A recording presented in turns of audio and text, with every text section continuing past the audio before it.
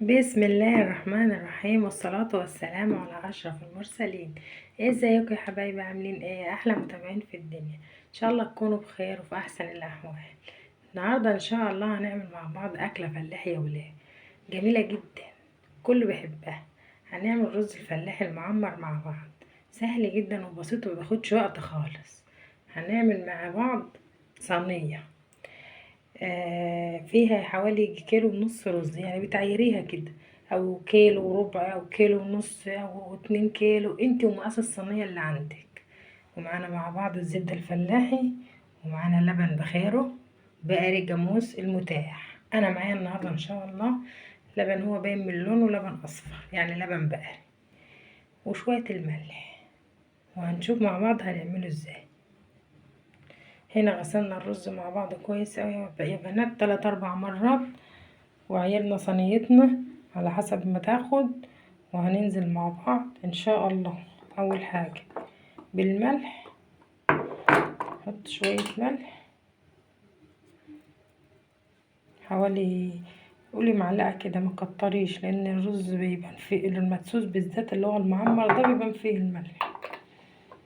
ماشي، ونقلبهم كويس مع بعض.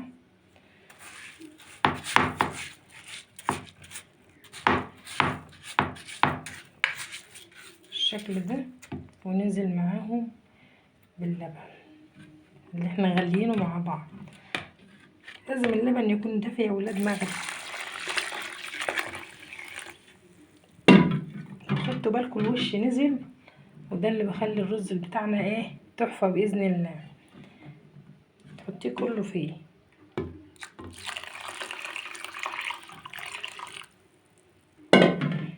ما تمليش الصينية بتاعتك قوي، يعني كده بنفس الطريقة دي، علشان ايه هيفور لسه في الفرن. تعملي حسابك تحطي له كوباية مية عشان ايه اللبن ما يفورش منك. والسمنة مش هتنحط دلوقتي، هوريكي هتحطيها ازاي. الطريقة دي بتحافظ على السمنة بتاعتنا ان هي تفور في الفرن وتبوظ مننا. هنا يا بنات سخنا الفرن كويس قوي، سواء فرن غاز او فرن بوتاجاز. ادي فرن البوتاجاز معايا اهو، عشان اللي ما عندهاش فرن غاز. انا قصدي المره دي احمله لكم الفرن الغاز، عشان اللي ما عندهاش تتصرف وتعمله، يعني مش هتقف على ان ما عندهاش فرن غاز. لا، فرن البوتاجاز بينفع. والشوايه مولعه برضك اهي، عشان لازم في الاول يبقى الفرن حامي جدا من تحت ومن فوق، على ما يعمل وش والرز بتاعه ايه يبدأ يتشرب اللبن كده. وبعد شوية بنهدي عليه من فوق عشان الوش ما ينحرقش. ماشي يا بنات يا حلوين. وبرده من تحت زيه زي الرز المحمر بالظبط، بتولعي عليه شوية زي اي رز، يغلي. واما يبدأ يرص تبدأ ورص كده، وتلاقيه رص كده وبقى تمام معاكي، تهدي عليه بقى وتسيبيه يتلبن مع نفسه.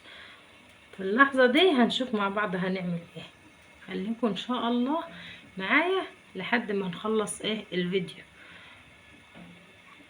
وانا هوريكم ازاي هتحط سمنتك. هنا يا بنات الرز بتاعنا بدأ ياخد وش جميل اهو، وبدأ يغلي معانا. على طول اول ما ياخد الوش ده نطفي ايه الوش من فوق اللي هو الشوايه اهو، نطفيه معانا عشان خاطر ايه ما ينحرقش من فوق ويبقى شكله محروق ووحش. هو لسه بادئ يغلي، معانا، بس يغلي كده ويرص. احنا بنسميها يرص، معرفش بقى انتوا في بلدكم بتسموها ايه، احنا بنسميها يرص. بس يغلي ويبدأ يرص، بنبدأ ان ايه نهدي سنة بسنة من تحت، شوية بشوية، مش على طول. تطولي بالك كده على ما يظبط معاكي ويرص، وبعدين تروحي جايه ايه موطيه البوتاجاز من تحت. تمام. هنا يا بنات تلاحظي الرز استوى كله من جميع الجهات وعلي معايا اهو بالشكل اللي انت شايفاه ده. هنا بقى في المرحله دي هنحط السمنه بتاعتنا. طبعا انا كنت ايه مخرمه شويه علشان اختبر الرز واشوفه استوى ولا لا. هنعمل كمان شويه كده بظهر المعلقه اهو يا بنات، بنفس الطريقه اللي انت شايفاها ده. ما بيخربش وشه ولا حاجه، ما تقلقيش خالص اهو. ماشي. وتبداي بقى ايه السمنه سيحناها مع بعض اهي.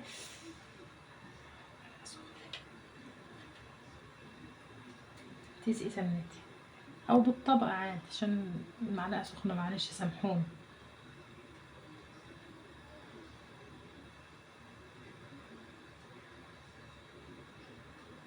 الشكل اللي انت شايفاه ده هو هيشرب سمنته، هيطلع تحفه باذن الله.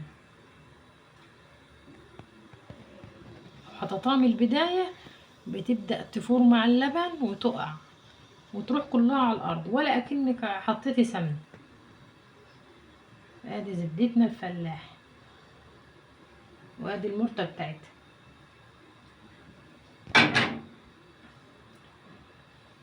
ان شاء الله هيعجبكم وهيطلع حلو قوي قوي قوي معاكم.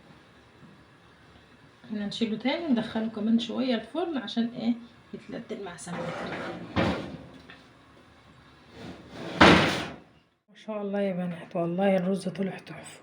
جربوه ان شاء الله هيعجبكم وهتدعولي. شوفي الرز عيلي معايا بقى شكله عامل ازاي. شوفي بسم الله ما شاء الله. شوفي اهو بيتحدث عن نفسه. واكيد الطعم حكايه برضه، حاجه كده فلاحي تفتح النفس. جربيه وان شاء الله هيعجبك ومش هتندمي على عمايله. وان احتجت اي حاجه اكتبيلي في التعليقات، وما تنسيش تحطي لي اللايك وتشتركي في القناه عشان يوصلك مني كل جديد. وان شاء الله احاول اعمل لكم احسن وافضل من كده كمان. والسلام عليكم ورحمه الله وبركاته.